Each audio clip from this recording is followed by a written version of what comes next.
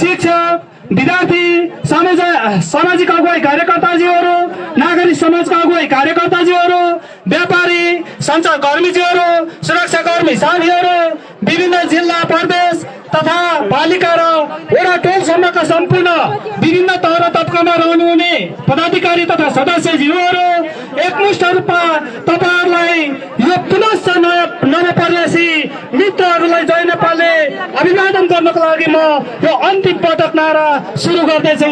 मलाई साथ दिनुहोला। उहाँहरूले यो आदर्श र नेपाली कांग्रेस पार्टीको प्रतिभालाई उहाँको मुटु थर्किनु अगाडि, त्यो मुटु थर्केपछि साँच्चै नै कांग्रेस हामी भुलेर अन्य पार्टीमा रहेछौँ, भुलभैला भरमका खेतीको पार्टीमा रहेछौँ भन्ने आवाज सुने गरी कराइदिनु होला। कराइदिनुहुन्छ? नेपाली कांग्रेस जिन्दाबाद! नेपाली कांग्रेस जिन्दाबाद! वीर सैनिकहरू मरो! विश्वप्रकाश शर्माज्यू जिन्दाबाद! विश्वप्रकाश शर्माज्यू जिन्दाबाद! नेपाली कांग्रेस जिन्दाबाद!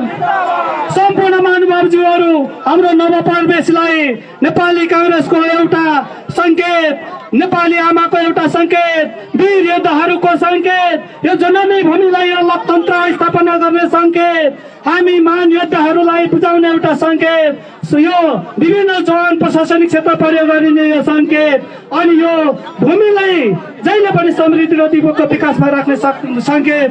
जय नेपाल शब्दले हामीले उहाँलाई सम्मान र स्वागत गरिसकेका छौँ र यो स्वागत कार्यक्रम अब सिद्धिसकेले सम्पूर्ण महानुभावजीहरूलाई आफ्नो ठाउँमा यथास्थानमा बसिदिनको लागि म अनुरोध गर्न चाहन्छु।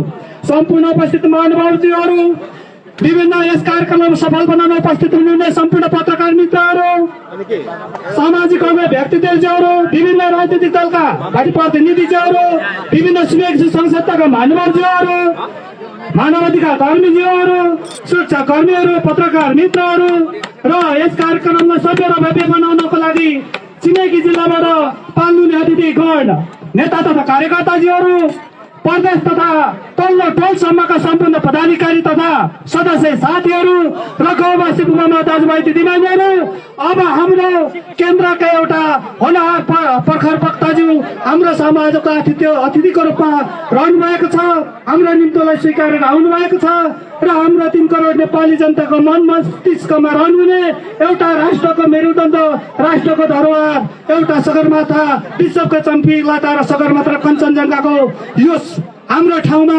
उहाँलाई हामीले यस ठाउँमा उपस्थित गराउन सफल भएका छौँ। उहाँको सम्बोधन अब केही समय 1-2 मिनट पछाडि सुरु हुने भएकोले सम्पूर्ण यत्रतत्र रहनुहुने, पत्र घर गाउँदै रहनुहुने, कुनै अब डाँडा पल्लोपट्टि रहनुहुने सम्पूर्ण महानुभावजीहरूलाई यो हाम्रो प्राङ्गणको अगाडिपट्टि रहिदिनुको लागि म अनुरोध गर्न चाहन्छु र म कुनै पनि प्रसङ्ग नजोडिकन हाम्रो महामन्त्रीज्यू, युवा नेता, नेपाली कांग्रेसका युवा नेता, राष्ट्रको खम्बा र विश्व प्रकाशज्यूलाई म 2वटा शब्दले तपाईहरुलाई उचाल्न चाहन्छु। यो जागर युवा साथीहरू, आमा बुबा, आदरणीय छोरीचेली, राजनीतिक गणका नेताजीहरू, सम्पूर्ण उपस्थित हुनुपर्ने महानुभावजीहरूलाई म सक्दो आवाज लिएर एकपटक बुलन्द आवाज यो प्राङ्गणमा उतार्नको लागि यो मञ्चबाट उद्घोष गर्न चाहन्छु। नेपाली कांग्रेस जिन्दाबाद! नेपाली कांग्रेस जिन्दाबाद! वीर सैनिकहरू मरो! विश्वप्रकाश शर्माज्यू जिन्दाबाद! विश्वप्रकाश शर्माज्यू जिन्दाबाद! हाम्रो यो पहिलोपल्ट अभूतपूर्व यहाँ सम्बोधन हुन गइरहेको छ र यो सम्बोधनको कार्यक्रम अब तपाईहरुलाई म कति पनि ढिला नगरिकन यस आजको कार्यक्रमलाई सम्बोधन गरिदिनुको लागि राष्ट्रका प्रखर वक्ता, राष्ट्रका मेरुदण्ड, आदरणीय दाई, नेपाली कांग्रेसका केन्द्रीय महामन्त्रीज्यू श्री विश्वप्रकाश शर्माज्यूलाई म यस मञ्चमा निमन्त्रण गर्दछु।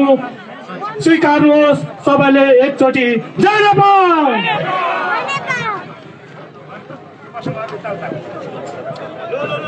धन्यवाद उपदेशकज्यू। कार्यक्रमका श्रद्धेय सभापति महोदय,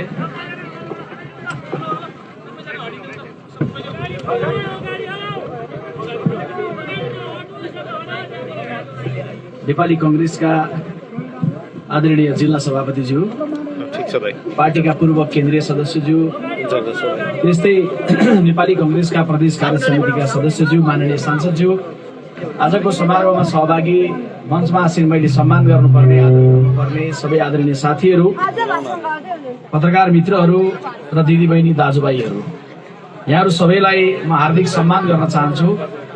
र यो माटो तपाईहरुको लागि जति महत्त्वपूर्ण छ, ताप्लेजुङको माटो यो देशको हरेक नागरिकले एकपटक ताप्लेजुङ आउन चाहन्छ, एकपटक पाथिबारा माताको अघिल्तिर आफ्नो शिर राख्न चाहन्छ, आशीर्वाद लिन चाहन्छ।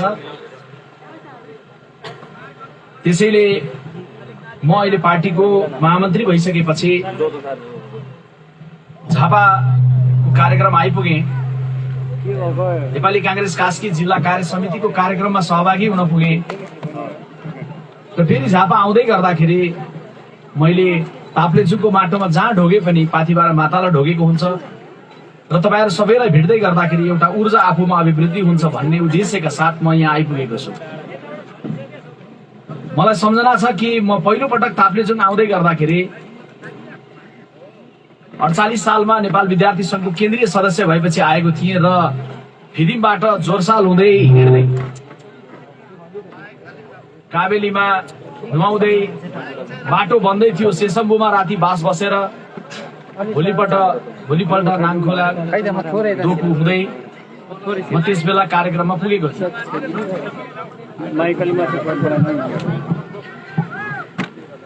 थिएँ।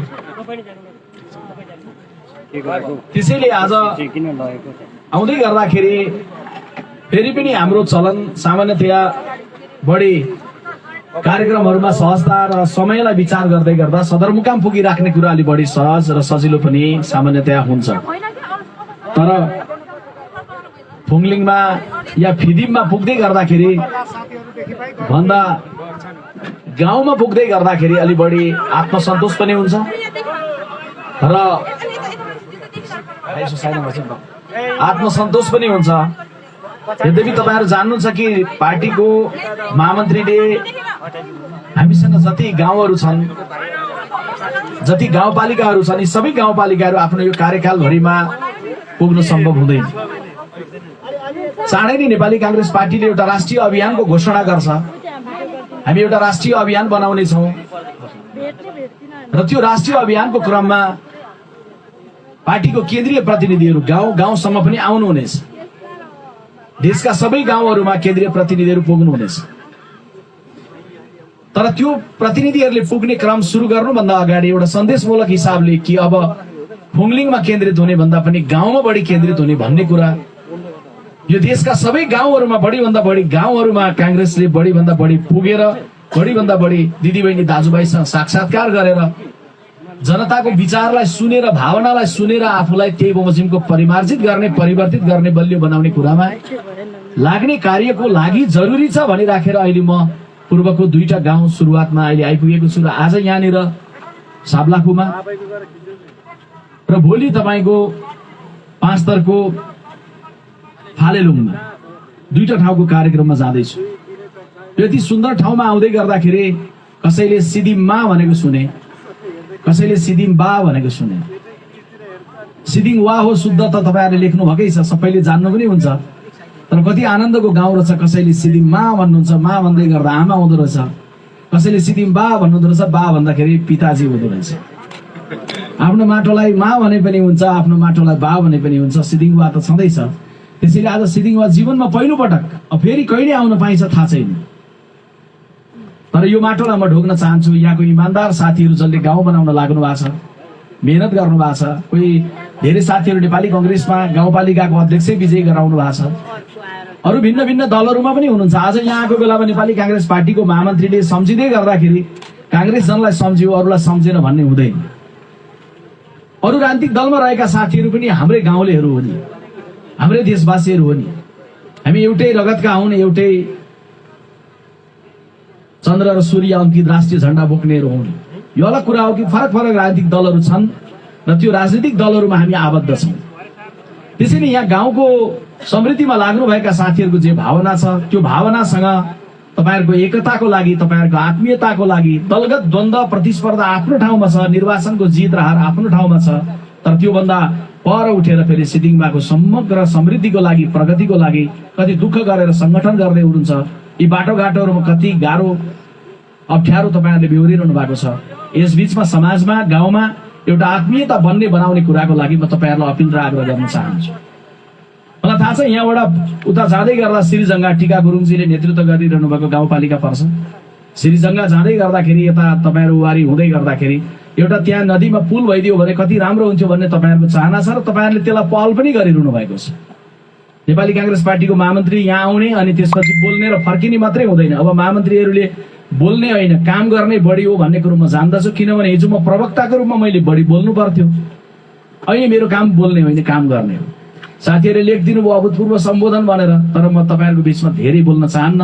जे गर्न सकिन्छ ती गर्ने कुराको लागि म नियमित रूपमा इमान्दारिताका साथ यहाँ ताप्लेजुङका साथीहरूले पनि बडा प्रेमपूर्वक स्नेहपूर्वक तपाईँहरूले दिनुभएको मतका लागि इमान्दार भएर काम गर्नेछु भनेर पाथिभराको माटोको सामुन्ने म शपथ खान लागेको छु र त्यो इमान्दारिता तपाईँहरूको सामुन्ने म पुरै 5 वर्ष राख्नेछु। र त्यो राखेर जाँदै गर्दाखेरि अहिले त्यही पुलको भन्दै गर्दाखेरि मैले बल पुर्याउने पार्टीको केन्द्रीय कार्यालयबाट सरकारहरूलाई कहाँ घसघच्याउने हो, त्यो घसघच्याउने सन्दर्भमा नेपाली काङ्ग्रेस पार्टीले त्यो काम गर्ने कुरामा लाग्नेछ भन्ने कुरा यहाँको गाउँले दाजुभाइ दिदीबहिनीहरूलाई तपाईँहरूले त्यो सन्देश पनि सम्बोधन पनि तपाईँहरूले पुर्याइदिनु हुनुहुन्छ भन्ने म अपिल र आग्रह पनि गर्न चाहन्छु। अहिले यहाँ कार्यक्रममा आउँदै गर्दाखेरि धेरै अग्रजहरूले धेरै महत्त्वपूर्ण विचारहरू व्यक्त गर्नुभएको छ। सबैले सारमा व्यक्त गर्नुभएको विचारसँग मेरो सम्पूर्ण रूपले सहमति छ। उहाँहरूले राख्नु भएको जाँगर, साथीहरूले प्रस्तुत गर्नुभएको जाँगर, त्यो जाँगरले काङ्ग्रेसलाई बलियो बनाउने, बदलिएको बनाउने र समाजलाई सबल बनाउने कुरामा समर्पित भएर जानु छ। नेपाली काङ्ग्रेस पार्टीलाई देशले खोजिराखेको छ र काङ्ग्रेसले आफूभित्र नवीन आत्मविश्वासलाई, नवीन विश्वासलाई, नवीन जाँगरलाई खोजिरहेको छ। त्यसैले मैले यो बेलामा अपिल र आग्रह गर्न चाहन्छु म कि गजेन्द्र तुम्याङजी एउटा सक्षम युवाले जिल्लाको नेतृत्व गर्दै गर्दा स्वाभाविक छ जिल्लाको तहको नेतृत्वको प्रतिस्पर्धा हुँदै गर्दा या सुरुवातको वार्ड तहसम्मको प्रतिस्पर्धा हुँदै गर्दा जो साथीहरू प्रतिस्पर्धाबाट विजय हासिल गर्नुभएको छ ती सबै साथीलाई अर्को साथीले सघाएर संगठनलाई बलियो बनाएर जाने भन्ने कर्तव्यलाई गम्भीरतापूर्वक आत्मसात हामीले गर्नुपर्छ। हामी जो विजयी बन्छौँ हामीले के बिर्सिनुहुन्न भने यो विजय सधैँको लागि होइन, स्थायी होइन। आज हामी कोही जिम्मेवारीमा के आएका छौँ, भोलि त्यो जिम्मेवारीमा नआउन सक्छौँ। कोही साथी आज कुनै पदमा प्रतिस्पर्धा गर्नुभएको छ, उपविजेता बन्नु भएको छ, उहाँ त्यहाँ विजयी बन्नु भएन, यसको अर्थ उहाँको लागि राजनीतिको, प्रगतिको, समाजको अगाडि जाने ढोका बन्द भयो, त्यो होइन। भोलि कोही स्थानीय तहमा आउनु होला, कोही प्रदेशमा जानु होला, कसैले अर्को पटक पार्टीको नेतृत्व गर्ने अवसर आउनु होला। नेपाली काङ्ग्रेस पार्टीलाई बलियो बनाएर जाँदै गर्दाखेरि, जनताको आशीर्वादलाई गाँसेर जाँदै गर्दाखेरि हामीले गर्नुपर्ने बृहत्तर दायित्व भनेको हाम्रो देशको समृद्धि हो, देशको निर्माणको विषय हो भन्ने कुरालाई केन्द्रमा गम्भीरतापूर्वक राख्दै गर्दाखेरि मलाई लाग्छ त्यसरी राख्दै गर्दाखेरि त्यसले हामीलाई हाम्रो जिम्मेवारीका प्रति अलिक गम्भीर, अलिक बढी बनाउँछ भन्ने लाग्छ। म कोही कोही बेला आफैलाई सोध्ने गर्छु कि विश्वप्रकाश शर्मा अहिले त नेपाल देशमा छ, अघिल्लो जन्ममा म कहाँ थिएँ होला? तपाईँ हामी धर्ममा, कर्ममा, संस्कारमा, संस्कृतिमा विश्वास गर्छौँ। त्यसैले मलाई लाग्छ कि मेरो अघिल्लो जन्म पनि थियो र योभन्दा मेरो पछिल्लो जन्म पनि हुन्छ नै। म आफैलाई सोध्छु विश्वप्रकाश त यो जन्ममा त नेपालमा छस्, अघिल्लो जन्ममा कहाँ थिइस् होला? मलाई यसो लाग्छ कि अफ्रिकातिर थिए कि जस्तो मलाई लाग्छ। तपाईँहरूको यहाँ भएका साथीहरू बङ्गलादेशतिर हुनुहुन्थ्यो कि पाकिस्तानतिर हुनुहुन्थ्यो कि इन्डियातिर हुनुहुन्थ्यो कि सायद त्यो हुन सक्छ। तर हामीले यो जन्म किन नेपाल देशमा पायौँ? किन पाथिभराको माटोमा जन्म लिन पायौँ? बुढा सुब्बाको माटोमा किन जन्म लिन पायौँ? बुद्धदेखि लिएर महागुरु फाल्गुनन्दसम्मले समाज रूपान्तरणको लागि जे विचार र दर्शन दिएर जानुभयो त्यो देशमा तपाईँले किन जन्म लिन पाउनुभयो, मैले किन जन्म लिन पाएँ? मलाई लाग्छ अघिल्लो जन्ममा अफ्रिकामै भए पनि सायद मैले केही राम्रो काम समाजको लागि गरेको थिएँ होला। तपाईँले बङ्गलादेशमा जो हुनुहुन्थ्यो, जन्मिनु भएको थियो होला, तपाईँहरूले पनि राम्रो काम समाजको लागि, छिमेकीको लागि मर्दा पर्दा गर्नुभएको थियो होला पक्कै पनि। त्यसैले मरेर गइसकेपछि माथि भगवानको दरबारमा हिसाब ठिकसँग राखियो र त्यो हिसाब राखिँदै गर्दाखेरि ल तिमीले राम्रो कर्म गरेका छौ, एउटा जन्म तिमी जाऊ नेपाल जस्तो सुन्दर स्वर्ग जस्तै टुक्राको एउटा माटोमा गएर तिमी जन्म लिऊ भनेर सायद भगवानले अघिल्लो जन्ममा तपाईँले मैले राम्रो काम गरेको कारणले यो हामीलाई प्राप्त भएको जीवन हो। त्यसैले यो जीवनलाई, बहुमूल्य जीवनलाई एकदमै सकारात्मक सोचका साथ सही मार्गमा, सही बाटोमा, सही लक्ष्यमा समर्पित गर्नु हाम्रो कर्तव्य बन्छ। बिपी कोइरालाले भन्नुभएको छ कि जीवनको सफलता निश्चित प्राप्तिमा होइन, निरन्तरको प्रयत्नमा हुन्छ। एउटा मान्छे मान्छेका रूपमा तब मान्छे हुन्छ जन्मिँदैकोमा मान्छे बन्दैन। कति बेला जोड्दै गर्दा कति भन्दा 50, कसैले 55, कसैले 60, तर त्यो जन्मेको मिति मात्रै हो। एउटा सार्थक उद्देश्यको लागि, समाजको लागि लाग्छु भनेर बुझेका दिन मात्रै मान्छेले जन्म प्राप्त गरेको हुन्छ भन्ने सोच्ने हो भने हामी कैयौंको सायद जन्म पनि भइसकेको छैन। जन्म त गाईबस्तु पनि जन्मेकै हुन्छन्, तर सोचेर हेर्नुहोस् त, मान्छेलाई मान्छेको सेवा गर्नका लागि त्यो गाईबस्तुले भन्दा पनि कम अवसर छ। मान्छेले मान्छेको सेवा गर्न जिउँदोमा मात्रै पाउँछ। गाईको रूपमा जन्मिने सौभाग्य मिलेको भए हामीले जीवनभरि मान्छेलाई दुध दिन्थ्यौँ र मरिसकेपछि पनि त्यो पुच्छर चाहिँ चमरको रूपमा प्रयोग हुन्थ्यो र मन्दिरमा प्रयोग भइरहन्थ्यो, मान्छेको सेवा गरिरहन्थ्यो। भैँसीको रूपमा जन्मेको भए पनि जीवनभर मान्छेलाई दुध दिन्थ्यो र मरे पछाडि मान्छेको खुट्टाको जुत्ता भएर त्यो छालाबाट जुत्ता बनाउँछन् र जुत्ता भएर मान्छेको सेवा गरिराखेको। भेडाका रूपमा जन्मेको भए पनि बाँचुन्जेलसम्म मानिसहरूलाई दुध दिने, मासु दिने कर्म गर्ने त्यो भेडाले पनि मरिसकेपछि पनि त्यो उनबाट जाडोमा सिउसिउ गर्दै गर्दा लाउने न्यानो स्वेटर भएर मान्छेलाई सेवा गरिरह्यो। तर तपाईँ जो मलाई सुन्दै हुनुहुन्छ या तपाईहरुले सुन्दै गर्दा जो मान्छे यहाँ बोल्दैछ, मरिसकेपछि नदीको किनारमा लगेर 2 झोला खरानी भन्दा बाहेक हामी कसैको केही पनि बाँकी रहँदैन। केही थोरै मान्छेको मात्रै अस्पतालहरुमा लगेर लास राखिन्छ पढ्नका लागि। मेडिकल साइन्स पढ्ने, डाक्टर पढ्नेले त्यहाँ शरीर चिरपार गर्नु, त्यो पनि हस्पिटलहरुमा भरि भराउँछ। अब मेरो चाहिँ मरेपछि पनि काम लाग्छ कि भनेर कसैको मनमा आयो भने पनि केही काम लाग्दैन। आँखा दान गर्नुभयो भने त्यो तपाई मरेपछि, म मरेपछि पनि आँखा अर्को मान्छेले संसार हेरिरहन्छ। त्यसैले एउटा कुरा के नबिर्सौं भन्दाखेरि भने सबैभन्दा पहिले कांग्रेस बन्ने, कम्युनिस्ट बन्ने, अर्को के बन्ने भन्ने कुरा भन्दा प्रधान कुरो मान्छे बन्ने र मान्छे बन्दै गर्दा एउटा नेपाली भएको कुरामा गौरव गर्ने भन्ने कुरा सिद्धिमाको हरेक गाउँमा पुगिरहेकै छ, बुझिरहनु भएकै छ। यसलाई थप अभिवृद्धि गराउँ, म त्यो अपिल र आग्रह गर्न चाहन्छु। किन त गाउँ, सदरमुकाम र गाउँको बीचको फरक के हो? म पनि काठमाडौँको शहरमा बस्छु, डेरा गरेर बस्छु। त्यो काठमाडौँको शहर र झापाको गाउँको बीचको फरक के हो? नेपालगञ्जको बजार र तपाईको कर्णालीको गाउँको फरक के हो भन्दा एउटा कविले लेखेको लाइनलाई म सम्झिन्छु, शहरमा मान्छेहरू बस्छन् र गाउँमा चाहिँ देवताहरू बस्छन्। शहरमा गइसकेपछि मान्छे माथिल्लो तला र तल्लो तलाको बीचको सम्बन्ध घट्दै जान्छ। ओल्लो घरमा साह्रो पर्दा पल्लो घरलाई साह्रो अनुभूति नभइरहेको हुन सक्छ। काठमाडौँमा त अझै माथिल्लो फ्ल्याटको कोही मान्छे मरिमराउ हो भने तल्लो तलाको मान्छे अफिस पनि गइराखेकै हुन्छ। हामी त गाउँमा कसैको मृत्यु हो भने त्यो लास नउठुन्जेलसम्म खाना बन्दैन, त्यो लासलाई नदीको किनारमा नपुग्दै गर्दासम्म हामीले अरू कर्महरुमा सामेल हुने हामीलाई फुर्सद मिल्दैन। त्यसैले मैले यो के भनेको छु भने त्यो गाउँ भन्ने कुरा जे हो, जतिसुकै शहर बन्दै जाओस्, ठूला बिल्डिङहरु बन्दै जाओस्, भवनहरु बन्दै जाने, तर भावनाहरु मर्दै गयो भने त्यो देश बनेको हुँदैन। त्यसैले मैले तपाईहरु सबैलाई अपिल र आग्रह गर्न चाहन्छु, हामी हरेकले पछिल्लो पुस्तालाई अझै बढी अध्यात्ममा गाँस्न जरुरी छ। आफ्नो आमा र बाबा भन्दा ठूलो भगवान अर्को कोही छैन भन्ने कुरा बुझाउन जरुरी छ। जन्म दिने आमालाई भगवान मानेर, जन्म दिने बाबालाई भगवान मानेर अनि मन्दिरको ढोका ढकढकाउन गयो भने सबै भगवानका ढोकाहरू खुल्ला हुन्छन्।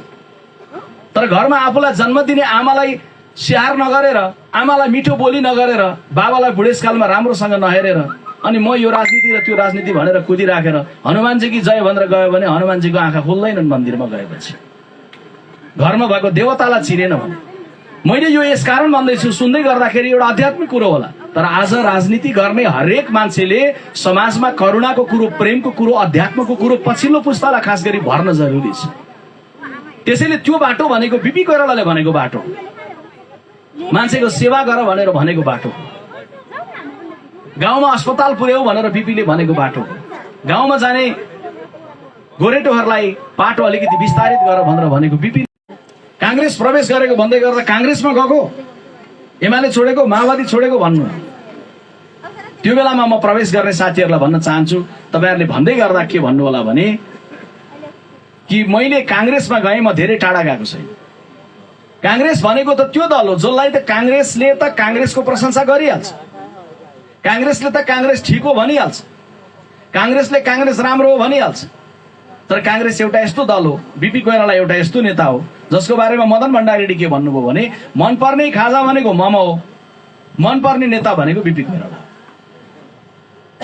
कमरेड प्रचण्ड प्रधानमन्त्री बन्नुभयो, सुन्दरी जलको जेलमा जानुभयो, बिपीले लगाएका प्रयोग गरेका सामानहरू हेर्नुभयो, बिपी प्रधानमन्त्री छँदा लगाएको कोटलाई सुमसुम्याउनु भयो, अनि बाहिर मिडियामा निक्लेर के भन्नुभयो भन्दा बिपी कोइराला मेरो प्रेरणाको स्रोत हो भन्नु।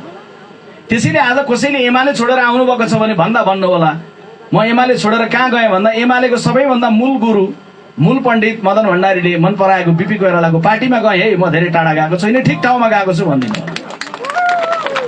माओवादी छोडेर जो काङ्ग्रेसमा आउनु भएको छ उहाँले पनि भन्नु होला मेरो प्रेरणाको स्रोत भनेर उहाँले कमरेड प्रचण्डले नै बिपीको नाम लिनुभयो। त म उनी कमरेड प्रचण्डले मन पराएको प्रेरणाको स्रोत भनेको बिपी कोइरालाको पार्टीमा गएँ। त काङ्ग्रेसलाई यसरी कम्युनिस्ट आन्दोलनका धुरन्धर गुरुहरूले पनि मन पराउनु भएको छ। उहाँहरूले ढिलो मन पराउनु भयो, ढिलो बुझ्नु। राजनीतिमा हिंसा हुँदैन भन्ने होइन, बन्दुक उठाएको यो देशमा सबभन्दा पहिले काङ्ग्रेसले नै हो, पछि माओवादीहरूले उठाउनु भयो, एमाले केपी ओलीजीहरूले झापामा उठाउनु भयो 28 सालमा, अनि 52 सालतिर आएर प्रचण्डहरूले उठाउनु। कसैले सुनिरहेकालाई के पर्न सक्ला भने आखिरी काङ्ग्रेसले पनि बन्दुक उठाएकै रहेछ, एमाले पनि उठाएकै रहेछ, माओवादीले पनि उठाएकै रहेछ, सबै मिलेर बन्दुक उठाएर मारेकै रहेछन् भनेर भन्नै पर्ला। तर म के स्पष्ट गरौँ भने काङ्ग्रेसले उठाएको बन्दुक उठाएको कालखण्ड के थियो भन्दा राणाकाल थियो, बन्दुकको भाषा मात्रै बुझ्थ्यो। तर माओवादीले उठाउँदै गर्दाखेरि जनताको छोरा या छोरी चुनाव लडेर प्रधानमन्त्री बन्न पाउने व्यवस्था आइसकेको। जुन बेलामा काङ्ग्रेसले बन्दुक उठाएको थियो त्यस बेला देशमा संसद थिएन, माओवादीले उठाएको बेला देशमा संसद थियो। काङ्ग्रेसले राणाको कालमा उठाउँदै गर्दाखेरि देशमा स्वतन्त्र पत्रकारिता थिएन, गोर्खापत्र एउटा थियो, त्यो बाहेक पत्र पत्रिका थिएन। माओवादीले 52 सालमा बन्दुक उठाउँदा सबै पत्र पत्रिकाहरू खुलिसकेका थिए, स्कुल कलेजहरू खुलिसकेका थिए। चुनावमा जनताले कुन दल मनपर्छ भनेर भोट हाल्न पाउने र देशको नेतृत्व बदल्न पाउने व्यवस्था आइसकेको थियो। त्यसकारणले बन्दुक माओवादीले जुन बेला उठायो त्यो वास्तवमा गलत समयमा उठायो। अनि काङ्ग्रेसले उठाएको बन्दुकले फेरि सँगैमा ख्याल गर्नु होला, एउटा पनि जनताको छोरा या छोरीलाई मारेन। बन्दुक उठायो सिधै राणाको किल्लातिर ताग्यो, राणा शासन सिधै ढाल्नतिर लाग्यो, तर गाउँमा जनताको छोरा या छोरीलाई मारेन। आज कार्यक्रमको सभापति शहीदको पुत्र हुनुहुन्छ, आज प्रताप प्रकाश साङ्गाम हाम्रो नेता मञ्चमा यो उमेरमा जवान छोराको मृत्युलाई अहिले पनि नबिर्सिकन मनमा सम्झेर बस्नु भएको छ। यो देशमा 7 सालको परिवर्तन आफैमा एउटा क्रान्ति थिएन र? यो देशले बाटो बनाउने बेलामा, बिजुली निकाल्ने बेलामा, जनतालाई औषधिको गोली किनेर दिने बेलामा बन्दुकको गोली किन्न जरुरी थियो र? राजनीतिमा परिस्थिति यस्तो हुन्छ कि हामीले सहकार्य सँगै गरेर जानुपर्ने हुन्छ। काङ्ग्रेसले सहकार्य गर्यो र त्यो माओवादीलाई ठिक ठाउँमा लिएर आयो, त्यो माओवादीलाई ठिक ठाउँमा लिएर आयो जुन माओवादी जंगल जंगल भट्केर हिँडेको थियो। कति बेला लाग्यो काङ्ग्रेसजनलाई पनि लाग्यो होइन काङ्ग्रेस माओवादीको मुद्दाको पछि लाग्यो भनेर, त्यो होइन।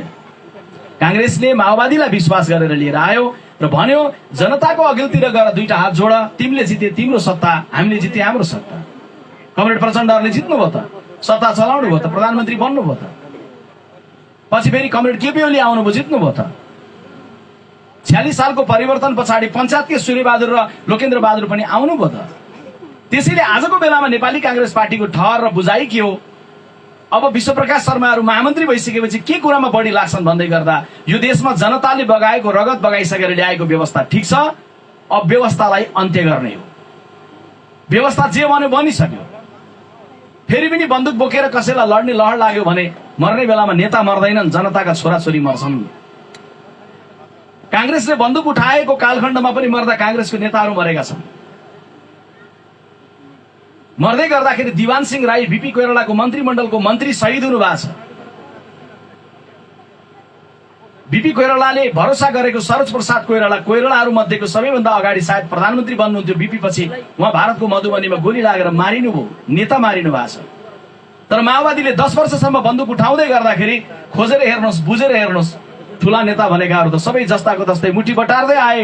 कमरेड प्रचण्ड पनि, दारी सुमसुम्याउँदै आए, बाबुराम भट्टराई पनि, सबै सही सलामत। तर मरेको भन्दा जनताका सर्वोत्तम छोराछोरी भनेर 17,000 त्यसैले अहिले म के भन्न आएको छु सिद्धिमामा भन्दै गर्दा भने गाउँमा पनि आत्मीयताको खोजी गरौँ, गाउँमा पनि सहकार्यको खोजी गरौँ, गाउँमा पनि सद्भावको खोजी गरौँ, गाउँको विकासको कुरामा सबैभन्दा बढी केन्द्रित हौँ।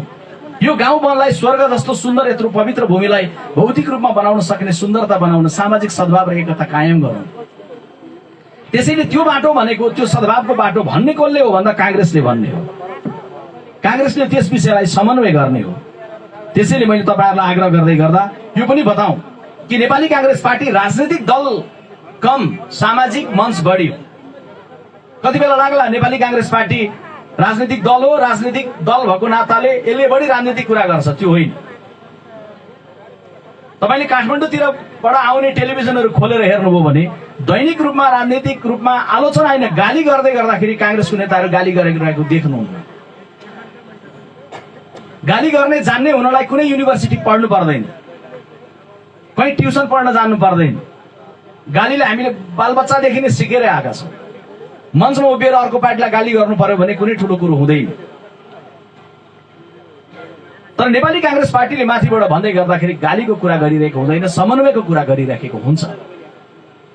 त्यसैले काङ्ग्रेस भनेको राजनीतिक जति हो त्योभन्दा बढी सामाजिक सद्भाव, चरित्र, एकता, प्रेम खोजौँ भन्ने हो। हेर्नुहोस् त, अहिले संविधानमा समावेशिता लेख्यौँ नि हामीले, काङ्ग्रेसको विधानमा लेख्यौँ नि हामीले, तर यसको जग बसाउँदै गर्दा, सुरु गर्दै गर्दा बिपी कोइरालालाई संविधानमा लेख्नु परेन, पार्टीको विधानमा लेख्नु परेन। बिपी जनताले चुनेर 2016 सालको जेठको 13 गते प्रधानमन्त्री भइसके पछाडि बिपीले मन्त्रीमण्डल बनाउँदै गर्दाखेरि कुनै ब्राह्मणको छोरोलाई अन्तबाट पनि भेट्नुहुन्थ्यो होला, खसारीलाई, तर उहाँले 5 स्तरबाट लिँदै गर्दा, टिप्दै गर्दा कसलाई लिनुभयो भन्दा एउटा लिम्बूको छोरो प्रेमराज आङदाङ बेला मन्त्री बनाउनु। अलि पश्चिम भोजपुर जाँदै गर्दाखेरि उहाँले खसारी फेरि अन्त भेट्नुहुन्थ्यो होला, त्यहाँबाट उहाँले राईको छोरो दिवान सिंह राईलाई मन्त्री बनाउनु। सिरा आउँदै गर्दा सूर्यनाथ लालदास यादवलाई मन्त्री बनाउनु। अलि पश्चिम जाँदै गर्दा रामनारायण मिश्रलाई मौतरीबाट मधेसीलाई मन्त्री बनाउनु। पहाडमा गइसके पछाडि काठमाडौँकोबाट आफ्नो सहयोद्धा मित्र गणेशमान सिंह नेवारको छोरालाई मन्त्री बनाउनु। त्यहाँबाट थोरै पश्चिम जाँदै गर्दा पोखराबाट जमान सिंह गुरुङ र मिनबहादुर गुरुङलाई मन्त्री बनाउनु। उत्तरमा जाँदै गर्दा थकालीको छोरो योगेन्द्र मान शेरचन्दलाई मुस्ताङबाट मन्त्री बनाउनु। अझै पश्चिम जानुभयो र दाङबाट थारूको छोरो परशुनारायण चौधरीलाई मन्त्री बनाउनु हो। र आज नेपाली दिदीबहिनीहरू विभिन्न जिम्मेवारीमा हुनुहुन्छ, अगाडि बढिरहनु भएको छ। 33% हक अधिकार भनिन्छ, राष्ट्रपति भवनमा पनि महिला हुनुहुन्छ। तर यसको सुरुवाती जग बनाउँदै गर्दा पहिलो पटक कुनै महिलालाई नेपालको मन्त्री बनाउँदै गर्दा बिपी कोइरालाले नै 2016 सालमा द्वारिका देवी ठकुरानीलाई डडेलधुराबाट बनाउनु। अनि दलित समुदायको एउटा साथीलाई, हनुमान सिंह परियारलाई आफू सभापति हुँदै गर्दा महामन्त्री बनाउनु। यो किन गर्नु? चुनाव जित्नु भएकै थियो नि, 2/3 छँदै थियो नि। टाठाबाट भनिएका वर्गको मात्रै बनाउँदा पनि भइहाल्थ्यो होला नि। तर किन उहाँले भिन्न भिन्न समुदायको, पिछडिएको वर्गको, यो देशको समाजको बनोट अनुसारको बनाउनु भयो भन्दा यो देश जस्तो छ त्यस्तो कुरालाई सम्बोधन गरेर जाने हो, सबै सँगै जाने हो, सबै अगाडि बढेर जाने हो। त्यसैले अहिले पनि तपाईँको जनजाति समुदायले पहिचानको सन्दर्भमा कतिपय कुरो उठाउँदै गर्दाखेरि त्यसलाई सुन्ने हो। दलित समुदायले भनेको कुरालाई सुन्ने हो। मधेसले अझै अधिकार पुगेन, हामीलाई चाहियो भनेर मधेसमा उठ्दै गरेको आवाजलाई काङ्ग्रेसले सुन्ने हो, समन्वय गर्ने हो। काङ्ग्रेस भनेकै त्यो सामाजिक रूपमा उठेका प्रश्नहरूलाई हल गर्दै जाने एउटा साझा थलो पनि हो। काङ्ग्रेस शब्दको अर्थ नै एउटा बृहत भेला हो। यो भेला भनेकै एउटा काङ्ग्रेस हो। जब भेला हुन्छ त्यहाँनिर विविधता हुन्छ। त्यसैले यो विषयलाई मैले तपाईँहरूलाई राख्दै गर्दाखेरि यो पनि के प्रश्न बताउँ भने यो सँगसँगै अगाडि गएर सँगसँगै देशको समृद्धिको यात्रामा जाने भनेको जिम्मेवार ढङ्गले देश बनाउने भन्ने कुरा पनि हो। आज कति बेला लाग्छ, सिद्धिमामा पनि लाग्छ, पुरै ताप्लेजुङभरि के लाग्न सक्छ भने काङ्ग्रेसले बडा शान्त कुरा गर्छ, शालीन कुरा गर्छ, जिम्मेवार कुरा गर्छ, देश यसरी बन्ला भन्ने लाग्छ। गएको चुनावमा हामीले के भन्यौँ भन्दाखेरि भने ताप्लेजुङकै जनतालाई पनि मन परेन। काङ्ग्रेसले के भन्यो भने गाउँमा पानीको धारा हामीले पुर्याएका छौँ, त्यो पानीको धारा अझै पुगेको छैन, कैयौँ घरमा पानीको धारा पुर्याउन चाहन्छौँ, हामीसँग यो सानो सपना छ, यसैको लागि भोट दिनुहोस् ल भन्यो, सानो स्वरमा भन्यो। त्यो मन परेन जनतालाई। जनतालाई के मन पर्यो भने पानी त पानी, हिन्द महासागरको पानीमा पानी जहाजमाथि राष्ट्रिय झण्डा फेरि रिरी फहराएको कुरा चाहिँ हामी गर्छौँ भनेर कमरेड केपी ओलीले भन्नुभयो, जनतालाई त्यो मन पर्यो। हिन्द महासागरमा पानी जहाजमा राष्ट्रिय झण्डा फहराउँदै गर्दा मजै आउला अरे, तर धारामा पानी आउँदैन थियो। आखिर त्यो पनि भएन। हामीले गएको निर्वाचनको बेलामा के भन्यौँ भने 46 साल अगाडि मै हो विश्वप्रकाश शर्मा, मलाई नै सम्झना छ। 48 सालमा ताप्लेजुङ आउँदै गर्दाखेरि उ त्यो पाँचथरबाट बिर्तामोडबाट बिहान 4:30 बजे चढेको बस फिदिममा आइपुग्दै गर्दा राति 11:30 बजे। तपाईँहरू त कतिचोटि आउनुभयो, कतिचोटि आउनु। अहिले झापाको बिर्तामोडबाट एउटा मान्छेले बिहानै हिँडिसकेपछि घाम डुब्नु अगाडि आएर सुकेटारबाट काफ्ले टारतिर गएर फेरितिर गएर बास बसेर भोलिपल्ट बिहानै पाथिबार माताको दर्शन गरेर दिनको 2 बज्दाखेरि घरमा भात खान झापा पुगिसक्छ। त्यो बाटो हामी लागेर बनायौँ होला। त्यो बाटोलाई बाटो जस्तो कसैलाई लागेन, विकास जस्तो लागेन। गाउँमा अहिले पनि सिधीमा आउने बाटो हेर्नुहोस्, कति अप्ठ्यारो बाटोमा हुनुहुन्छ तपाईँ। यही बाटो पनि पहिलाभन्दा स्तरोन्नति भएको बाटो हो 46 साल पछाडि। यी बाटोहरूलाई कालोपत्रै गर्ने भन्ने सपना हामीले राख्दै गर्दाखेरि ल सिद्धिमावासीलाई मन परेन अरे। एकछिनलाई भनिदिनुहोस् कि त्यहाँबाट थर्बुबाट यो बाटो आउँदै गर्दा कालोपत्रै बनाउने चाहना छ हाम्रो र हामी बनाउँछौँ आगामी निर्वाचनमा जितिसकेपछि भनेपछि त्यो सपना मन नपरेर कालोपत्रै होइन चुच्चो भएको रेल भनेर भन्दै गर्दा जनताले गएर त्यहाँ भोट ठोक्यो भने ठिक हुन्छ कि गलत हुन्छ, ठिक भयो कि गलत भयो। गएको निर्वाचनमा हामीले यसरी नै भनेका थियौँ, देशैभरि हामीले थोरै गोरेटोला बाटो बनाएका छौँ, ग्राभेल गरेका छौँ, कहीँ कालोपत्रै गरेका छौँ, गर्न बाँकी छ बाबा। हामी त्यही बाटोलाई कालोपत्रै गर्नतर्फ लाग्छौँ। हामीसँग सानो सपना छ भन्दा जनतालाई कमरेड केपी ओलीले भनेको चुच्चो भएको रेल स्वाट्टसँगले चाहिँ उहाँबाट आउँछ, स्वाट्टसँग जान्छ त्यहाँबाट भनेर भनेको कुरामा लाइन लागेर मत हाल्नु जनता। त्यसैले नेपाली काङ्ग्रेस पार्टीको अहिले पनि तपाईँहरूलाई भन्दै गर्दा ठुलो स्वरमा भन्ने होइन, जिम्मेवार स्वरमा नेपाली काङ्ग्रेस पार्टीले भन्छ कि विकास भनेको एक बिहान भात पकाउँदै गर्दाखेरि पनि गम्भीरतापूर्वक सोच्नुपर्छ, संयमतापूर्वक सोच्नुपर्छ। एकछिनमा सोच्नु त भात केले बन्छ भन्यो भने के भन्छन् कसैले पनि चामलले भन्छ। ल बनाउनुहोस् त, कसले चामलले मात्रै भात बनाउने, को बहादुर हुनुहुन्छ हात उठाउनुहोस् त। चामल मात्रैले भात बन्दैन, चामलको भेट पहिला भाँडासँग हुनुपर्छ। चामललाई भाँडामा हाल्नुपर्छ अनि पानी पनि अलिकति हाल्नुपर्छ। पानी र आगोको जतिसुकै दुश्मनी होस् माथिबाट पानी हालेपछि तलबाट अलिकति आगो पनि लाउनुपर्छ। भाँडो, पानी, आगो, चामल यो चारवटा कुरा भइसकेपछि बल्ल भात बन्छ। तर त्यतिले पनि अझै बन्दैन। एउटा ढङ्ग भएको मान्छे त्यहाँ पछाडिपट्टि यसो पुनी बोकेर उभिएको हुनुपर्छ। त्यो ढङ्ग भएको मान्छे भएन भने के हुन्छ भने पानी धेरै हालिदियो भने गिलो हुन्छ। चामल अड्कलैन जानेन पानी भन्दा बढी भने चामल धेरै भयो भने काँचो हुन्छ। चामल पनि ठिक्क छ, पानी पनि ठिक्क छ, तर तलबाट आगो पवित्र भयो भने के हुन्छ, डढ्छ। यो 3 वर्षमा के हो भन्दा सिंहदरबारमा कमरेड केपी ओलीहरूले ढङ्गले भात पकाउन जान्नु भएन। कहिले गिलो पस्किनु भयो देशका सामुन्ने, कहिले डढेको बास्ना आइरह्यो सिंहदरबारबाट, कमरेड केपी ओलीको भाषण आइरह्यो, बास्ना डढेको सिंहदरबारबाट आइरह्यो। त्यसैले एक बिहान भात पकाउँदै गर्दाखेरि पनि यति जिम्मेवारसँग सोच्नु पर्दो रहेछ भने देश बनाउने भन्ने कुरा छुमन्त्र बाचा गरिराखेर हुँदैन। त्यसैले अस्ति चुनाव जब हामी हार्यौँ नि 74 सालमा, काङ्ग्रेस देशभरि हार्यो। तपाईँ ताप्लेजुङमा हार्नुभयो, म झापाको क्षेत्र नम्बर 1 मा हारेँ। देशभरि एउटा 23 वटा सिट जित्यो। अनि काठमाडौँमा मिटिङ भयो, खत्तमै भयो खत्तमै भयो खत्तमै भयो भन्ने कुरो हो। कमरेडहरूको भाषण आयो, अब 50 वर्षसम्म हामी छोड्दैनौँ। अझै के भन्न थाल्नुभयो भने नेपाली काङ्ग्रेसको अन्तिम प्रधानमन्त्री शेरबहादुर देउवा। कोले भन्नुभयो भन्दा एक्लै केपी ओलीले हो र? केपी ओली त्यही भन्नुहुन्छ, प्रचण्ड त्यही भन्नुहुन्छ, माधव नेपाल त्यही भन्नुहुन्छ। यिनका दिन गए, अब काङ्ग्रेसका पछि कोही नलाग्नु। 50 वर्षसम्म कम्युनिस्ट पार्टीले खायो खायो खायो भन्नुभयो। हाम्रो साथीभाइको बिचमा पनि के भयो भन्दाखेरि भने होइन के हो यार, पश्चिम बङ्गालमा भेटेपछि कम्युनिस्टले 30 वर्षसम्म खाए, यहाँ पनि अब हाम्रो पुस्तासम्म फर्किँदैन होला भन्ने। त्यो बेलामा एउटा कार्यक्रममा भित्र छलफल हुँदै गर्दा मैले के भने नेताहरूलाई भने यो जे भएको छ ठिक भएको छ भने। अनि शेरबहादुर दाइले सोध्नुभयो कस्तो कुरो गरेर भाइ, जे भएको छ ठिक भएको छ, भाषणमै भन्दै फेरि प्रवक्ता बनाएको छु भने प्रवक्ताले पनि यस्तो कुरा गर्ने हो भन्नु। साँच्चै सोच्दाखेरि त पार्टीको प्रवक्ताले त अनि पार्टीको अफिसियल कुरा बढी गर्छ। तर मैले के भने आदरणीय सभापति, यो जे भएको छ ठिक भएको छ भन्ने बुझ्नका लागि अलि समय लाग्छ।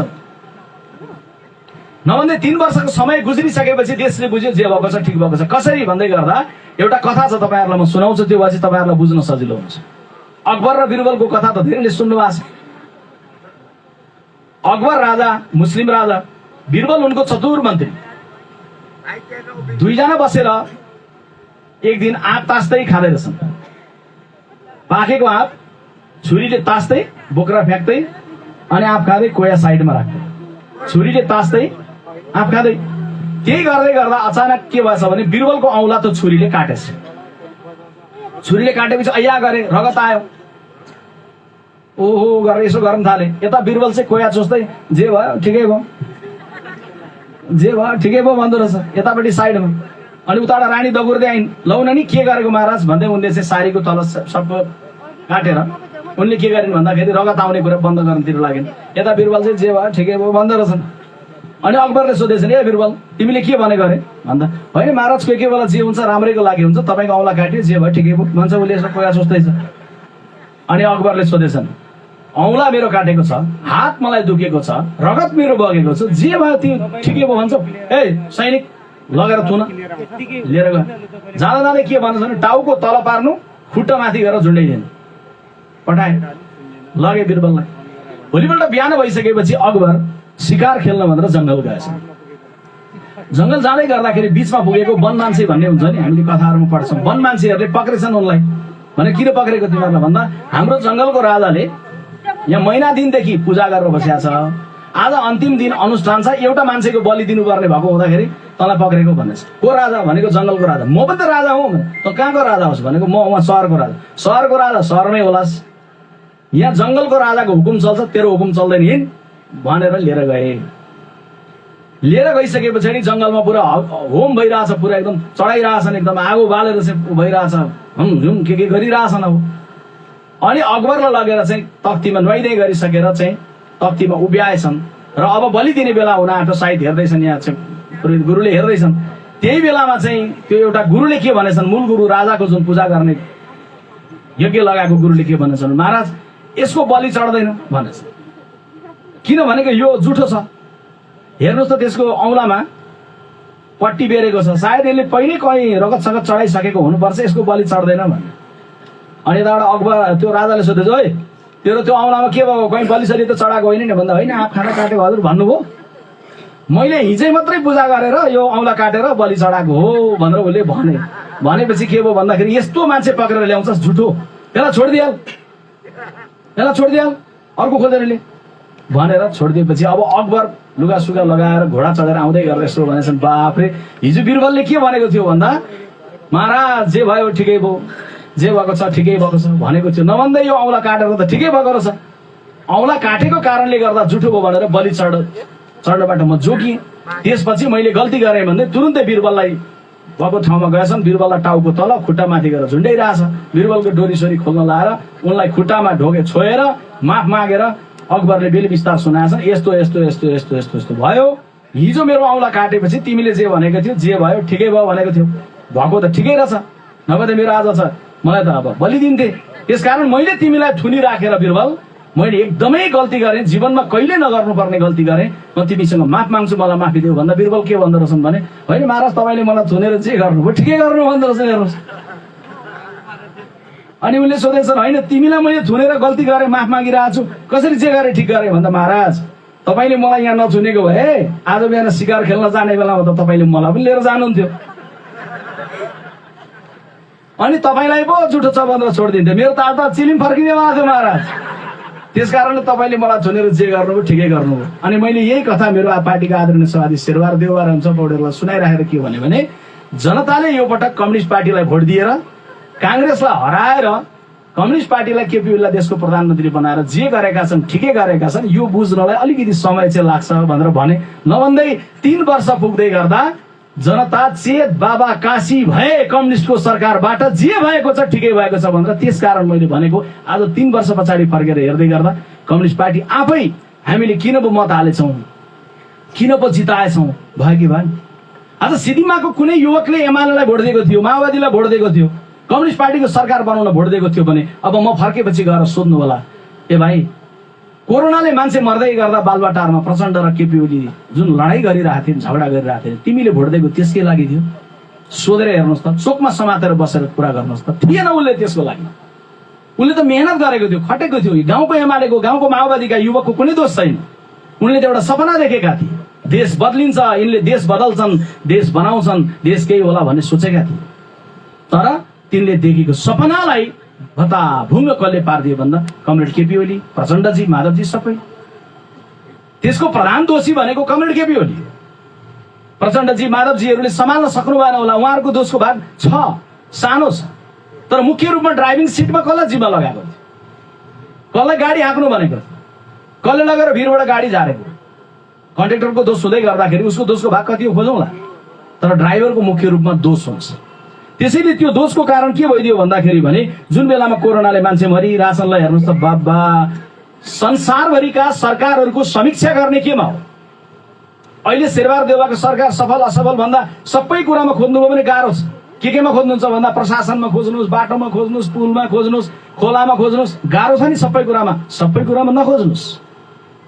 भन्नु होला कांग्रेसले त गएको चुनाव हारेको, हामी त बाहिर बस्छौँ, ए बाबा हामीलाई म्यान्डेटै छैन भनेको। तर जसलाई म्यान्डेट थियो तिनले चलाउन नसकेपछि बाध्य भएर सरकारमा गएको। र सरकारमा गइसकेपछि संसारभरिको सरकार, अमेरिकाको होस्, भारतको होस्, नेपालको होस्, यो सरकारहरूको समीक्षा यो बेलामा गर्ने एउटै कुरा छ। त्यो भनेको के हो भने कोरोनाको बेलामा ठिक ढङ्गले काम गर्यो कि गरेन। केपी कमरेडले बडा बुझ्ने गरी के भन्नु, कोरोनासँग चिन्ता नगर्नु, हर्दी उमालेर खाइदिनु चट,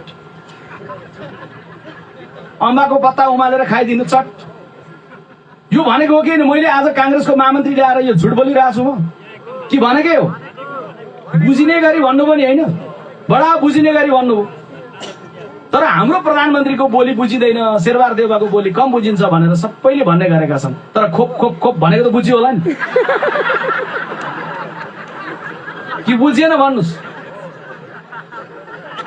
त्यसैले नेताको बोली बुझिने हुनुपर्छ, मुख्य कुरा होइन।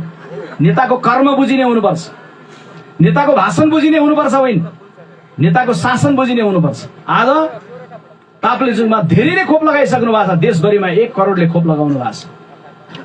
त्यही शेरबहादुर देउवाले खोप खोप खोप भनेर भनेको, नबुझिने गरी भनेको, खोप बुझिने गरी लाउन पायौँ क्या हामीले। त्यस कारणले गर्दै गर्दा मैले के भनेको भने अहिलेको सरकारको समीक्षा त्यसबाट गर्ने। त्यसैले सुरु हुँदै गर्दा फेरि संसारमा खोप भन्दै गर्दा कमरेड केपी ओली प्रधानमन्त्री भएकै बेलामा बनेको।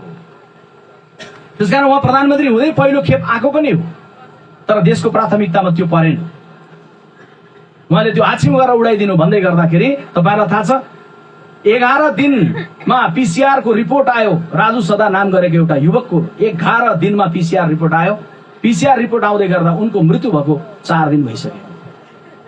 उनले उपचार पाएनन्, स्लाइन पाएनन्, डाक्टर र नर्सहरू पनि डराए। त्यो ढिलो भएको कुराको दोष बालुवाटारमा झगडा गरेर बसेका केपी कमरेडले त्यो बेला सत्ताको द्वन्द्व गरेको बेलामा राजु सदा सम्झिनुभयो। तपाईको नातेदार नहोलान् सूर्यबहादुर थापा, सूर्यबहादुर तामाङ कीर्तिपुरका, तपाईको मेरो नातेदार नहोलान्, तर यही देशका थिए हैन। बालाजी यही बेला सेल्फी हान्न चाहिँ के मन लागेको भने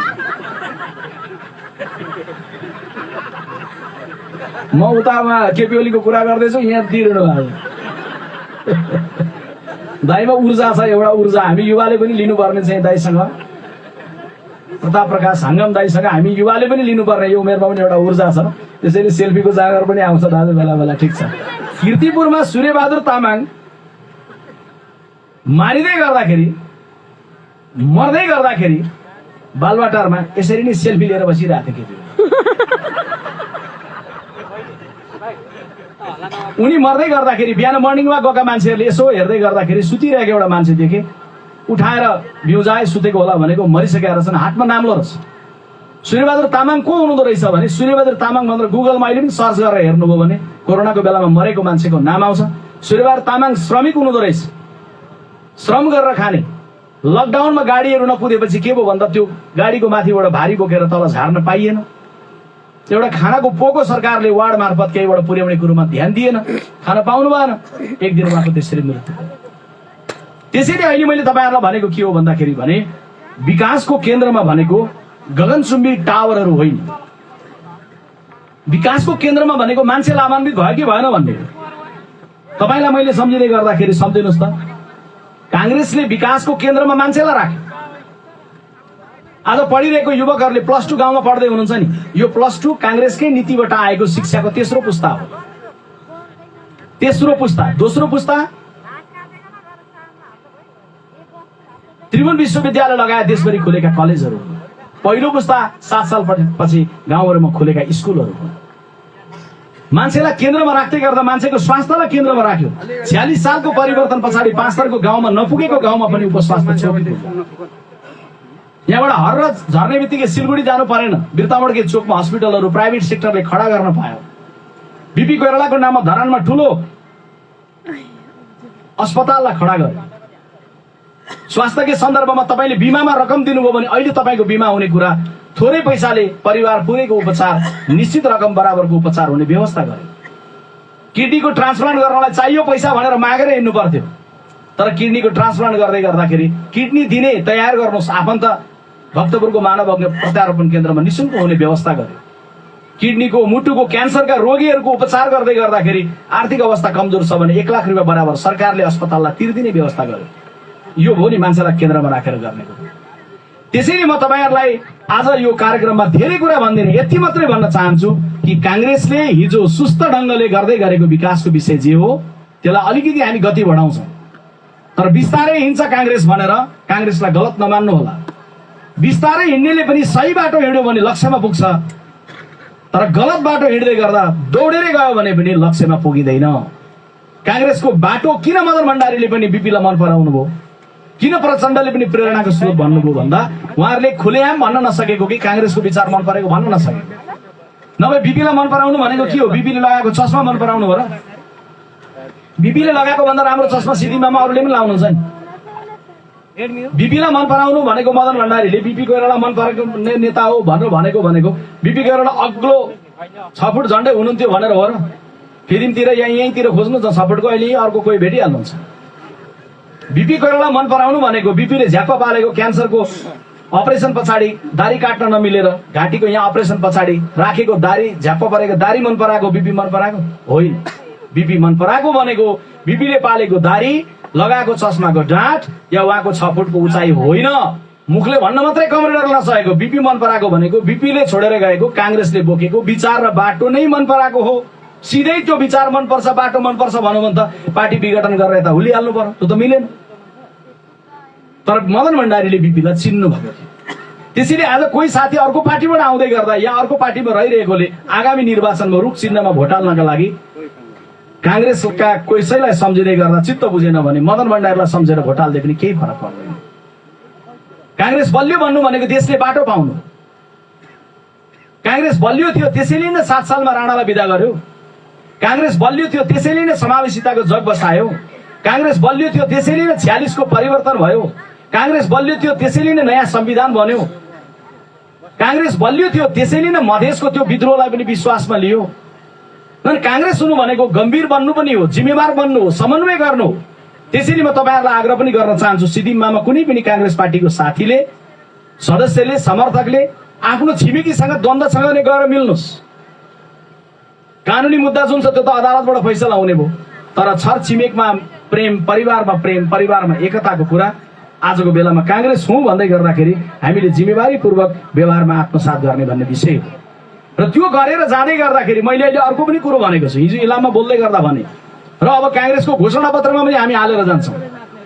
यो हाम्रो देशमा के हुन्छ भन्दा अहिले यहाँ बाटो बन्ने काम कति बच्चा हुन्छ भन्नुहोस् त? राति बाटो बनाएको देख्नु भएको छ सिद्धिमामा? बनाएको छ कि छैन?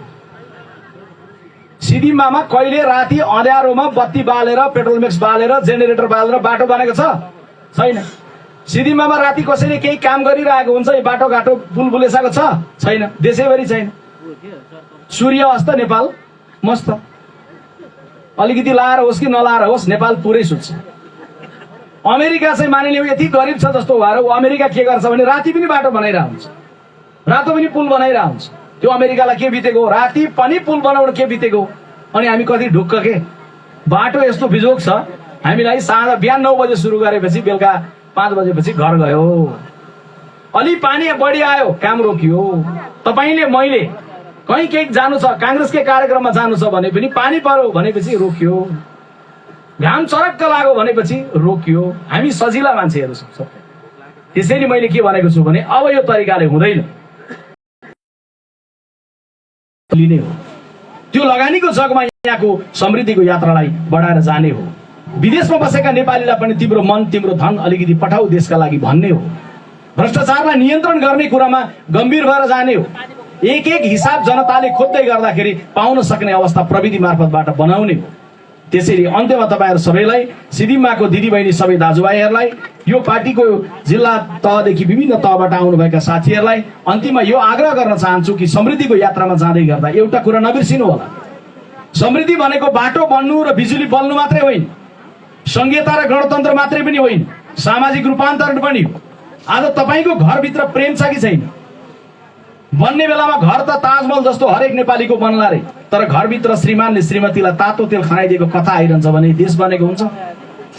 बन्दै गर्दा सिंहदरबार जत्रै घर बन्ला रे, तर छिमेकमा कुनै सानो 12 वर्ष 14 वर्षको बालक स्कुल पढ्न नगएर होटलको टेबल पुछिरहन्छ भने के देश बनेको हुन्छ? बन्दै गर्दा ठुला ठुला हाइवेहरू बन्ला रे, तर फेरि पनि पर्सा मधेसबाट तराईबाट समाचार आउँदै गर्दाखेरि तातो तेल खनाइएको, एसिडले आक्रमण गरिएको, श्रीमानले श्रीमती मारेको, अनि प्रेम गरेको कारणले फलानो कुन चाहिँ समुदायको मान्छे भेरी नदीमा मारिएर फालियो रे भन्ने समाचार आयो भने देश बनेको हुन्छ? हुँदैन। त्यसैले त्यो अन्त्य कसरी हुन्छ? यहाँ गाउँपालिकाको अध्यक्ष कडेरिया दाइ हुनुहुन्छ, यहाँको गाउँपालिकाको भरिमा कुनै पनि बाल श्रमिक छन् कि छैनन् भनेर अब खोजी गर्दै गर्दा छैनन् भन्यो भने उहाँले ढुक्कले आनन्दले सामाजिक विसङ्गति एउटा घट्यो भनेर उहाँले नम्बर पाउनु पनि। मैले यति किलोमिटर बाटो, यति ठाउँको कस्बे बनाएँ, यतिवटा चाहिँ पुल हालेँ भन्ने कुरा मात्रै विकास होइन भनेर बुझ्ने हो भने यो गाउँहरूमा घरेलु हिंसा कहाँ कहाँ छ त्यसलाई रोक्ने कुरा, बाल श्रमलाई रोक्ने कुरा, मानसिक सन्तुलन बिग्रेर चोकमा मान्छे गीत गाएर हिँडिरहेछ, ए यो पागल हो भनेर बाटो तर्केर हामी हिँड्छौँ, हो कि होइन ल भनिदिनुहोस्? यो देशमा कैयौं यस्ता हाम्रा दाजुहरू छन्, दिदीहरू छन्, युवाहरू छन्, आमाहरू छन्, सडकमा पागल भनिदिन्छन्, अनि मानसिक सन्तुलन बिग्रेको मान्छे कसैको आमा होला नि, कसैले जन्म दिँदै गर्दा मेरो प्यारी छोरी भनेर छोरा भनेर हुर्काएको होला नि। आज उसलाई त्यो गाउँपालिकाले ध्यान दिएर ल यिनको उपचार कहाँ हो के हो बन्दोबस्त भन्ने गर्यो भने गाउँपालिकाको अध्यक्षले पाउने प्रतिष्ठा अलग होला नि। त्यसैले मेरो तपाईहरु सबैलाई आग्रह छ, कांग्रेसले अब सामाजिक रूपान्तरणको लागि पनि काम गर्छ, सामाजिक परिवर्तनको लागि पनि काम गर्छ। यो काम गर्ने कुराको छलफल गर्नको निमित्त एउटा दलको मात्र विषय होइन, यो कांग्रेसले गर्ने कम्युनिस्टले नगर्ने होइन, यो कांग्रेसको काम कम्युनिस्टको काम होइन, यो देशको काम हो, सामाजिक विसङ्गति अन्त्य गर्ने भन्ने विषय। त्यसैले तपाईहरु कतिपयले हेर्नु पनि भयो होला, मैले अलि अगाडिसम्म कान्तिपुर टेलिभिजनबाट कार्यक्रम ऐना भन्ने चलाउने गरेको थिएँ, तपाईहरु कतिपयले हेर्नु पनि भयो होला। अब ती विषयलाई गहिरोसँग गम्भीरसँग राष्ट्रिय रूपमा पनि सबै दलको साझा एजेन्डा बनाउनतर्फ हामी लाग्छौं र गाउँमा पनि गाउँपालिकाले नेतृत्व गरेर, यहाँको राजनीतिक दलहरूको नेतृत्वमा एक ठाउँमा उभिएर, जिल्लामा पार्टी जिल्लाले नेतृत्व गरेर हामी ताप्लेजुङ एउटा यस्तो जिल्ला भन्ने पाथिभरा माताको आशीर्वाद लिन आउनेहरूलाई सुनाएर पठाउँछौं कि ताप्लेजुङमा बाल श्रम छैन, ताप्लेजुङमा एसिडको आक्रमण छैन, ताप्लेजुङमा घरेलु हिंसाको नाममा कुनै छोरीमाथि तेल खनाइदैन, हामी त्यो खालको जिल्ला पनि बनाउन चाहन्छौं भन्ने कुरा चाहिँ अबको जिम्मेवारीको विषय पनि हो। ताप्लेजुङमा बाटो बन्यो रे, ताप्लेजुङमा पुल बन्यो रे, ताप्लेजुङमा बिजुली बल्यो रे, यो त अब क्रममा गइसक्यो, यो त जाँदैछ, यो विषयलाई त लिएर जाने नै हो, तर बिर्सिएको सामाजिक रूपान्तरणको विषयलाई पनि काँधमा बोकेर राजनीतिले त्यसलाई पनि गम्भीरतापूर्वक लिएर जानुपर्छ। स्कुल पढाउँदै गरेको एउटा शिक्षक भगवानको प्रतिनिधि हो। आज समाजमा हामीलाई बाटो देखाउन आएको भगवान हरेक गाउँमा आउन सक्दैनन् होला, घरमा आउन सक्दैनन् होला, स्कुल बनाएर बाटो देखाउने प्रतिनिधि। सामाजिक सम्मान हामीले कति गरेका छौँ? अघि मैले सुरुमा भनेको घरमा आमालाई भगवान मान्ने संस्कृति, बाबालाई भगवान मान्ने संस्कृति, गुरुलाई भगवान मान्ने संस्कृति पछिल्लो पुस्तामा कति भएका छन्? मान्छेले आफूमा केन्द्रित हुने नाममा, पैसा पैसा पैसा भनेर कमाउने दौडको नाममा, पद पद पद भनेर माथि जाने नाममा, दिमागमा अमेरिकाको सपना र मलेसियाको सपना बोक्ने नाममा नेपालको सपनालाई कति गम्भीरतापूर्वक लिएका छौँ, पछिल्लो पुस्ताले कति लिएको छ? आज यो पनि हिसाब गर्ने, यो पनि भर्ने र यो पनि छलफल गर्ने विषय हो। त्यसैले आज म तपाईहरु सबैसँग यति नै कुरा राखिराख्छु। तपाईहरुसँग भेट्न पाउँदै गर्दाखेरि, तपाईहरुको अनुहारमा देखेको प्रेम अनुभूति गर्दै गर्दाखेरि म फेरि पनि पाथिभराको यो माटोमा उभिएर म फेरि पनि इमानदार भएर आफूले बोलेका कुरालाई गर्ने कुरामा शपथ लिन चाहन्छु। इमानदारिता इमानदारिता र इमानदारिता पूर्वक यहाँका साथीहरूले दिएको मतका प्रति अनि मत दिन नपाएका साथीहरूले पनि परैबाट मनले पठाएको आशीर्वादका प्रति म गम्भीर बन्न चाहन्छु। र यो भूगोललाई मैले झापा इलाम, पाँचथर र ताप्लेजुङ यो 4वटा जिल्ला भनेको एउटा खेतको 4वटा गरा हुन्। त्यो एउटा गरामा मेरो पनि घर होला झापामा।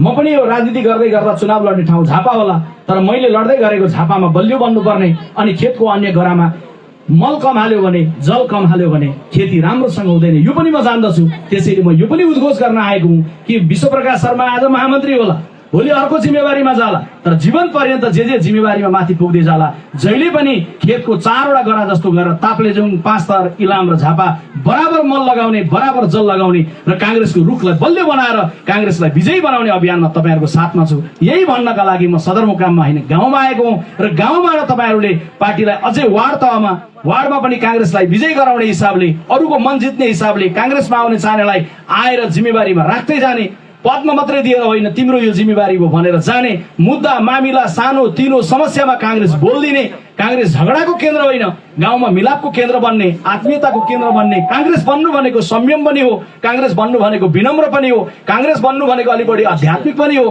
कांग्रेस बन्नु भनेको भगवानलाई केन्द्रमा राखेर, आत्मालाई केन्द्रमा राखेर समाज बदल्नलाई समर्पित भएको एउटा आध्यात्मिक मान्छे पनि हो भन्ने खालको मनोविज्ञान तपाईहरुले गाउँमा अझै विकसित गर्नुहुनेछ। म यही अपिल, यही आग्रह गर्दै मेरो अभिव्यक्ति टुङ्ग्याउन चाहन्छु। नमस्कार, धन्यवाद, जय नेपाल। एकपटक जोडले भनिदिनु जय नेपाल। धन्यवाद, जय नेपाल। धन्यवाद। हाम्रा राष्ट्रको दरबार मेरुदण्ड नेपाली कांग्रेस महामन्त्री आदरणीय दाई विश्वप्रकाश शर्माज्यू।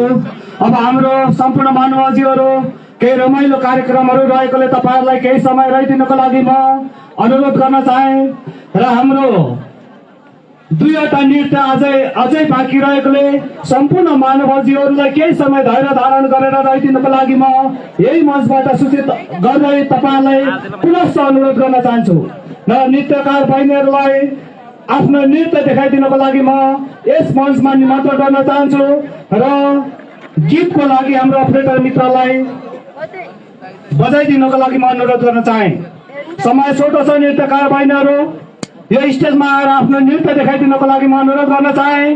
सम्पूर्ण महानुभावज्यूहरू 10 मिनेटको लागि रहिदिनको लागि म पुनः अनुरोध गर्न चाहे। त्यसपछि हाम्रो कार्यक्रम समापन हुने जमारकोतिर गइसकेको छ र अपरेटर मित्रलाई गीतको लागि अनुरोध गर्न चाहन्छु।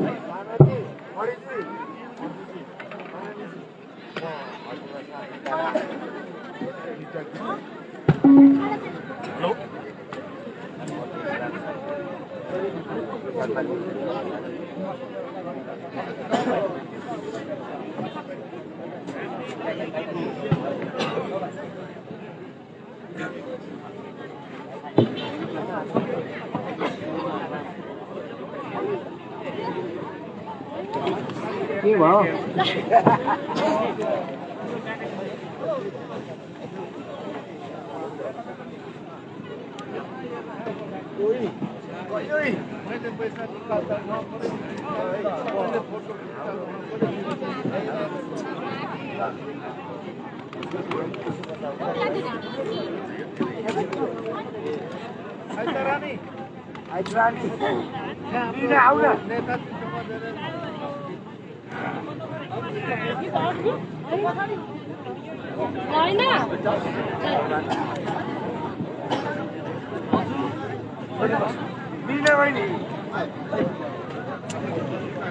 गीत त्यत्रो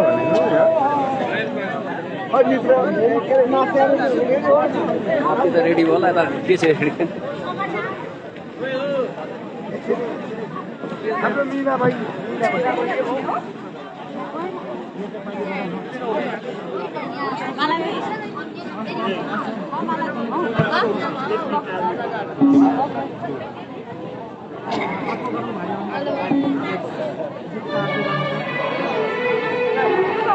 होइन अर्को हो उ त भिडियोमा गर क्या भिडियोमा भन न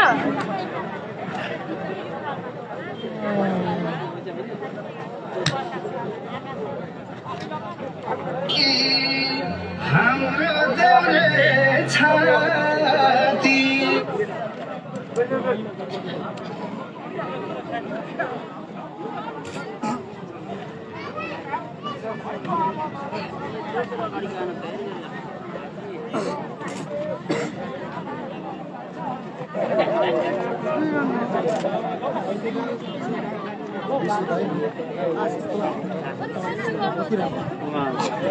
कस्तो राम्रो देखिन्छ होइन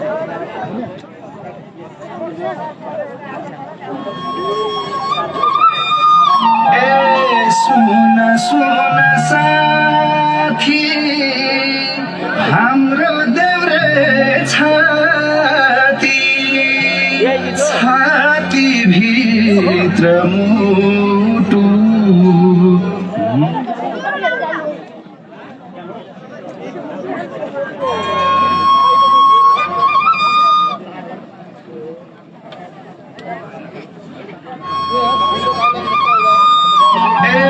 सुन सुन साथी हाम्रो देउरे छाती छाती भित्र मुटु मुटु भित्र नेपाली कांग्रेस पार्टी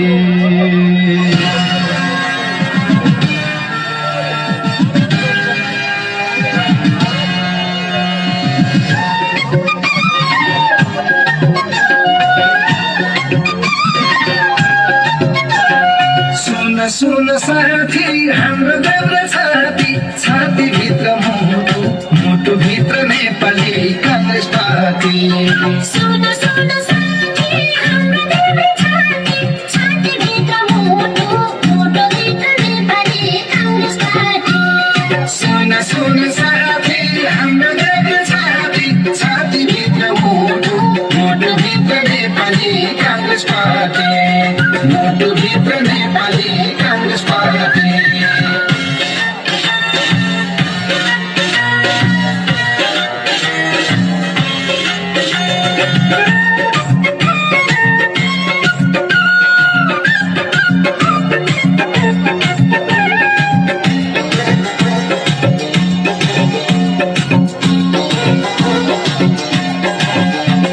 रुखबाट चल्न थाल्यो हावा सरर त्यही हावाले सरदारे झन्डा फरर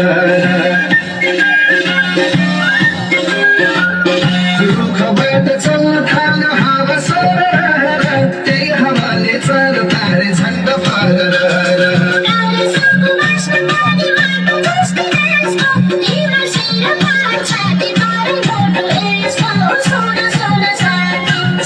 सुन साथी हाम्रो देउरे छाती छाती भित्र मुटु मुटु भित्र नेपाली कांग्रेस पार्टी मुटु भित्र नेपाली कांग्रेस पार्टी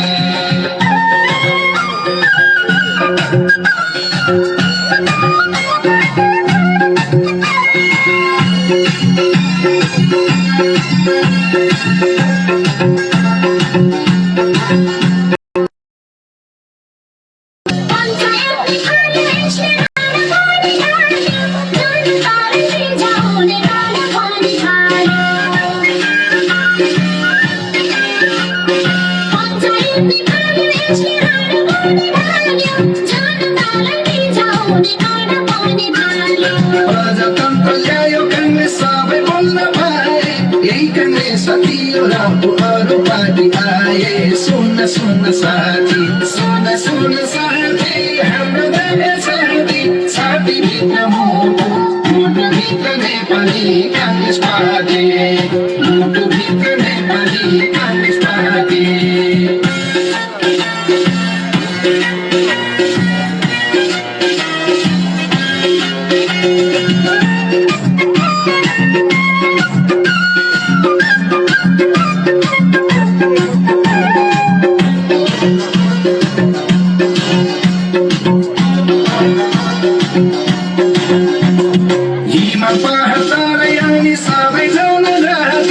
एउटै रुखको छाहारीमा सुस्त हुने साथी हाम्रो देउरे छाती छाती भित्र मुटु मुटु भित्र नेपाली कांग्रेस पार्टी मुटु भित्र नेपाली कांग्रेस पार्टी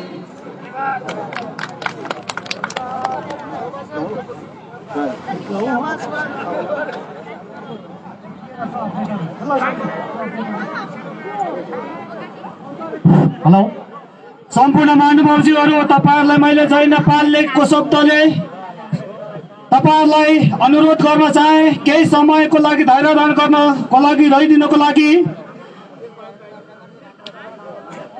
र अहिलेको नृत्यलाई मन पराएर पुरस्कार आइसकेको छ र पुरस्कार लिदिनको लागि म अहिलेको नृत्यकार बहिनीलाई म यस मञ्चमा निमन्त्रण गर्दछु र पुरस्कार दिनुहुने हाम्रो आदरणीय दाइ आठै त्रिवेणी